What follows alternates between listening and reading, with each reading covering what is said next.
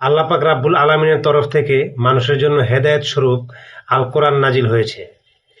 এই কোরআন কিসের জন্য নাজিল হয়েছে আর আমরা কি করতেছি, একটু সূক্ষ্ম জ্ঞান দিয়ে যদি আমরা বিবেচনা করি তাহলে পরিষ্কার পাই যে কোরআন কেন এসেছে আর আমরা তার ব্যবহার কিভাবে করতেছি।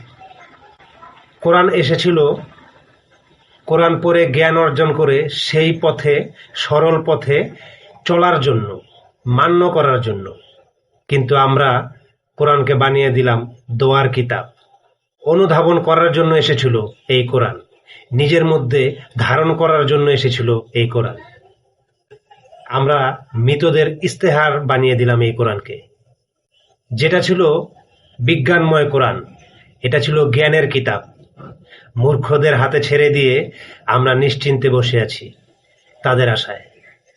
সৃষ্টির এবং স্রষ্টার জ্ঞান দিতে এসেছিল এই কোরআন।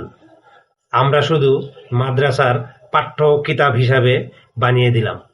মৃত জাতিকে জীবন দান করার জন্য এসেছিল এই কোরআন, কিন্তু আমরা মৃতদের দোয়া হিসাবে চালিয়ে দিলাম।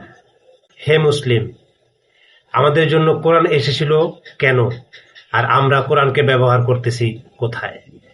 আমরা কি একটু চিন্তা করে দেখেছি যে কোরআন আমাদেরকে আল্লাহ পাক কি জন্য দিল আর আমরা কিভাবে ব্যবহার করতেছি এই কোরআনের? আমরা কি এখনো সিরাতুল মুস্তাকিমের পথ, সহজ পথ চিনতে পেরেছি? একটু বিবেচনা করে দেখেন।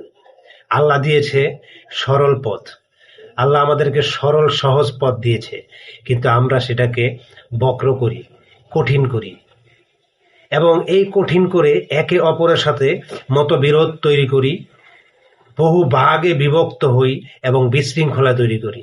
আর আল্লাহ পাক বলেছে, জমিনে যারা বিশৃঙ্খলা সৃষ্টি করে তারা ফাসাদ সৃষ্টি করে, আল্লাহ তাদেরকে পছন্দ করেন না।